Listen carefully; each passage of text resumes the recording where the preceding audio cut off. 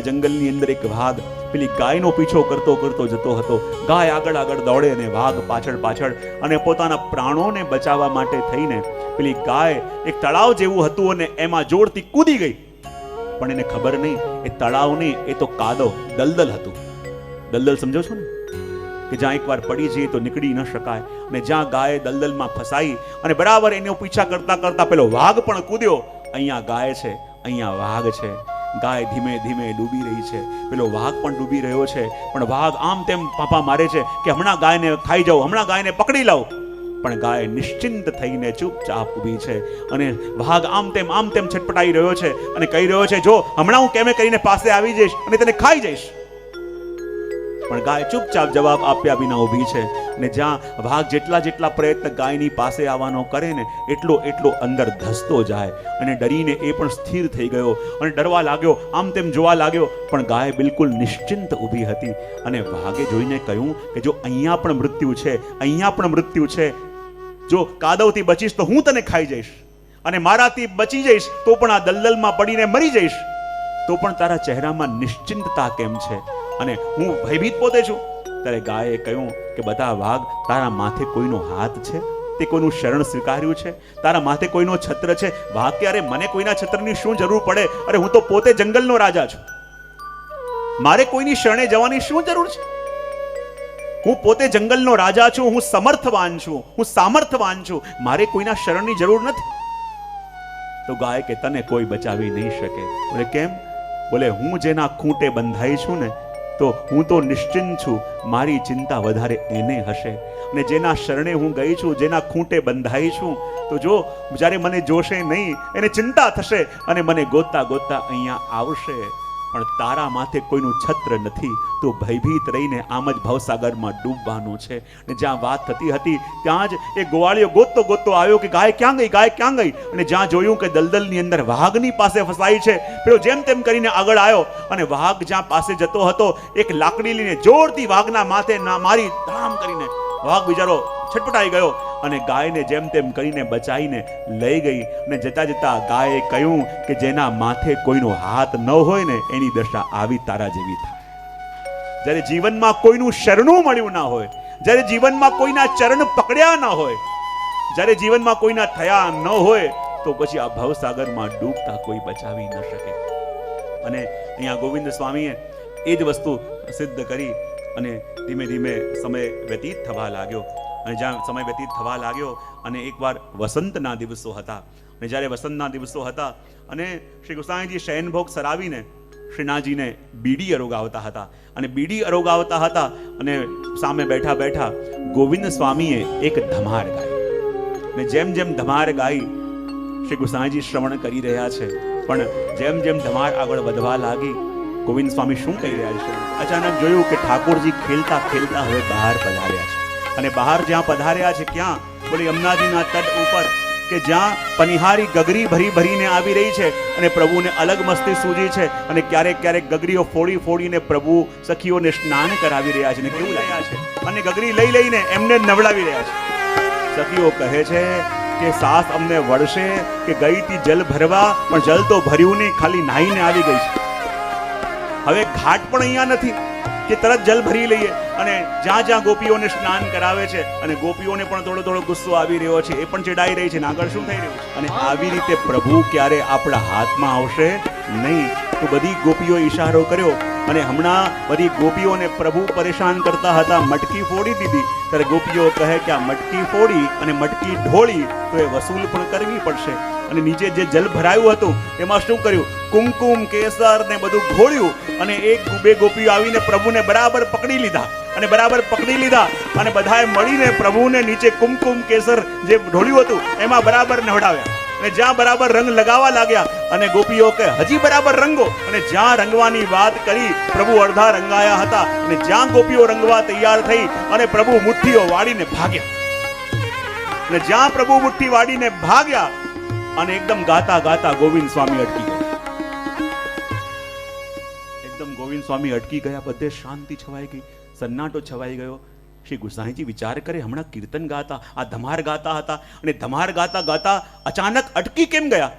શ્રી ગુસાઈજી કહે, ગોવિંદ સ્વામી શું થયું? હમણાં ધમાર ગાઈ રહ્યા હતા તો ગાતા ગાતા અટકી કેમ ગયા? ત્યારે ગોવિંદ સ્વામી કહે, આપની ધમાર જ ભાગી ગઈ. હવે આપની ધમાર ભાગી ગઈ તો ગાવું કોની લીલાનું વર્ણન? જે લીલા કરતા હતા, લીલા કરતા કરતા આ ગોપીઓથી રંગાવાથી ડરીને મુઠ્ઠી વાળીને ભાગ્યા, અને મુઠ્ઠી વાળીને ભાગ્યા તો હવે વર્ણન કરવું તો કોનું વર્ણન કરું? કોની લીલાનું વર્ણન કરું? ત્યારે શ્રી ગુસાઈજીએ કહ્યું કે આ તો ધમાર અધૂરી રહી જશે, માટે બાકીની કડી શ્રી ગુસાઈજીએ પોતે પૂરી કરી. અને પોતે પૂરી કરીને કહ્યું, ગોવિંદ સ્વામી કહે કે જો પોતે સામનો કરતા તો વર્ણન કરતા, આ તો ખેલતા ખેલતા ઠાકોરજી ભાગી ગયા છે, અને પ્રભુ સામે દેખાય તો એની લીલાનું વર્ણન કરું, બાકી શું વર્ણન ગાઉં? ત્યારે શ્રી ગુસાઈજીએ કહેવું પડ્યું કે એ વિધિ હોરી ખેલત વજવાસીન સંગ લગાઈ, ગોવર્ધન ધર રૂપ પે હો ગોવિંદ બલી બલી જાય. અને આ કડી શ્રી ગુસાઈજીએ ગાઈને આ ધમારને પૂરી કરી. અને એવી કૃપા શ્રી ગોવિંદ સ્વામીની ઉપર શ્રીનાથજીની પણ છે, શ્રી ગુસાઈજી પ્રભુચરણની પણ છે. અને શ્રી ગુસાઈજીની અને શ્રીનાથજી બાવાની તો એવી કૃપા એમની ઉપર. અને એવા સખા છે, મેં કહ્યું ને કે કયા સખા? કે ઠાકોરજીનો હાથ એમના હૃદય સુધી અને એમનો હાથ ઠાકોરજીના હૃદય સુધી. એના અંતરનું એ જાણે અને આના અંતરનું એ જાણે. અને જ્યાં સ્નેહ કરવા વાળા હોય ને એમાં શું વાતચીત થતી હોય કોઈને ખબર ન પડે. અને એટલે તો ગોવિંદ સ્વામીની સાથે સાથે એક છોકરો રહેતો, અને એનું કામ શું? ગોવિંદ સ્વામી જે પણ ગાય ને એ પોતે લખતો, જે પણ ગાય એમના પદોને નોંધતો. અને એકવાર ગોવિંદ સ્વામી અચાનક બેઠા હતા, અને બેઠા બેઠા પેલો લખતો હતો, અને કંઈક ગાયું, અને કંઈક ગાયા પછી અચાનક કહેવા લાગ્યા, અરે તમને તાન લેતા પણ નથી આવડતું, બરાબર તાન નથી લઈ શકતા. પેલો લખવાવાળો ચોંકી ગયો કે આ ગોવિંદ સ્વામી કોની સાથે વાત કરે છે કે તાન લેતા નથી આવડતું, તાન નથી લઈ શકતા? બોલે હું તો આપની સાથે ગાતો નથી, તો કયું કોને? બોલે કોઈને નહીં. ગોવિંદ સ્વામીને કહ્યું કે એમને એમ થોડી કોઈને ન કહો, યા તો મને કહ્યું, પણ હું તો લખી રહ્યો છું, ગાઈ નથી રહ્યો, અને બીજું કોઈ આપની સામે છે નહીં, અને બીજું કોઈ આપની સામે છે નહીં, તો બરાબર તાન ગાતા આવડતું નથી, એ આપે કહ્યું કોને? ગોવિંદ સ્વામી ચૂપ થઈ ગયા કે આગળ કોણ બેસીને મારી સાથે સાથે કીર્તન ગાઈ રહ્યું છે એ જાણવાની ક્ષમતા આની અંદર નથી, અને જાણશે તો માનશે નહીં. માટે ગોવિંદ સ્વામીએ સંતાડી દીધું અને કહ્યું કે ચિંતા ન કર, મારી તો બડબડાટ કરવાની આદત છે, હું તો આમને બોલ્યા કરું. પણ સ્વયં શ્રીનાથજી આવીને એ દિવસે એમની સાથે કીર્તન ગાતા હતા, કીર્તન શીખતા હતા. અને જ્યારે કીર્તન શીખતા હતા ને બરાબર ન ગાય તો ગોવિંદ સ્વામી કોઈ બરાબર ન ગાય એમનાથી સહન ન થાય. ગોવિંદ સ્વામી મોઢે કહી દે કે બરાબર ગાઓ, ગોવિંદ સ્વામી કહી દે કે બરાબર તાન લો, અને કદાચ શ્રીનાથજીથી તાન લેવામાં ભૂલ થઈ ગઈ હશે અને આમણે બરાબર સંભળાવી દીધી. પણ કહે કેવી રીતે? અને કહે તો કોઈ માને નહીં, એટલે કહી દીધું કે ના, મારી તો આદત છે બડબડાટ કરવાની, એટલે બહુ ધ્યાનમાં લેવું નહીં. પણ એવી કૃપા એમના ઉપર કે એકવાર શીતકાલનો સમય હતો, અને શ્રી ગુસાઈજી શ્રીજી દ્વાર પધાર્યા હતા, અને ગોવિંદ સ્વામી અને શ્રીનાથજી બાબા બંને પધાર્યા હતા વજની અંદર. અને એક ચોતરાની ઉપર જઈને ગોવિંદ સ્વામી સુંદર કીર્તન કરી રહ્યા છે, અહીંયા શ્રીનાથજી ખેલી રહ્યા છે. અને જ્યાં શ્રીનાથજી ખેલી રહ્યા છે પોતાની ગૈયાઓને બોલાવી રહ્યા છે, અને જ્યાં ઉત્થાપનનો સમય થવા આવ્યો, શ્રીનાથજી પોતાના સુંદર એક વૃક્ષ ઉપર, ઢાકના વૃક્ષની ઉપર જઈને ઊભા રહ્યા, અને પોતાની ગૈયાઓને જોતા હતા કે ગૈયાઓ દૂર દૂર દૂર ચાલી ગઈ છે.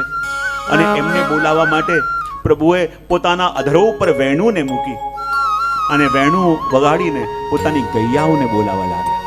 જ્યારે વેણુના સ્વર દૂર દૂર દૂર જાય છે, અને વેણુના સ્વર સાંભળીને ગૈયાને પણ લાગે છે કે મારા પ્રભુ મને બોલાવે છે. અને વેણુના સ્વર સાંભળીને ગૈયાઓ પણ રંભાવા લાગી, જાણે પ્રત્યુત્તર પ્રભુને આપતી હોય કે પ્રભુ અમે આવી રહી છે, પ્રભુ અમે આવી રહી છે, જાણે હુંકાર ભરતી હોય એમ પ્રભુને એ જવાબ આપી રહી છે. અને ત્યાં જ શ્રીનાથજીએ જોયું કે ઉત્થાપનનો સમય થવા આવ્યો છે, અને અપરસ કરીને શ્રી ગુસાઈજી પ્રભુચરણ ઉપર પધારી રહ્યા છે.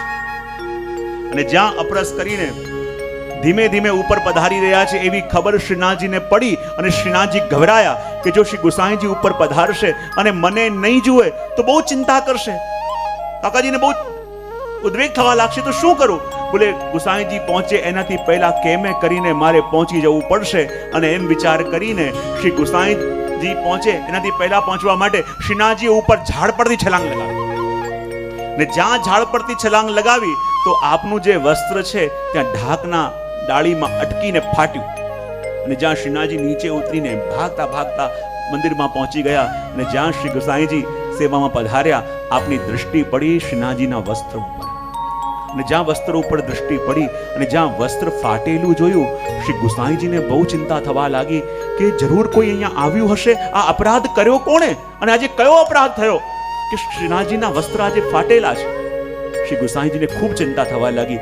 રૂપાપુરિયાને બોલાવ્યો અને કહ્યું કે અહીંયા ગયા પછી કોઈ આવ્યું હતું? એને કહ્યું, ના કૃપાનાથ, કોઈ નથી આવ્યું.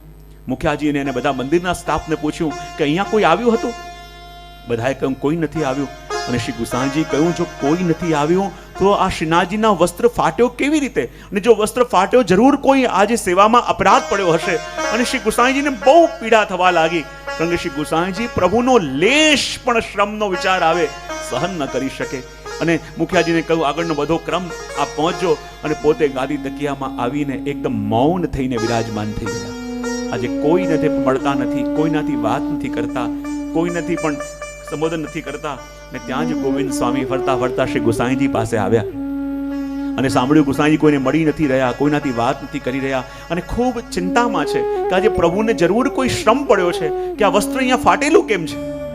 અને ત્યારે ગુસાઈજીની પાસે ગોવિંદ સ્વામી આવ્યા અને કહ્યું, કૃપાનાથ, આપ ચિંતામાં લાગો છો. શ્રી ગુસાઈજી કે ગોવિંદ સ્વામી, શું બતાવો? બહુ ગંભીર એક વિષય છે. બોલે, શું?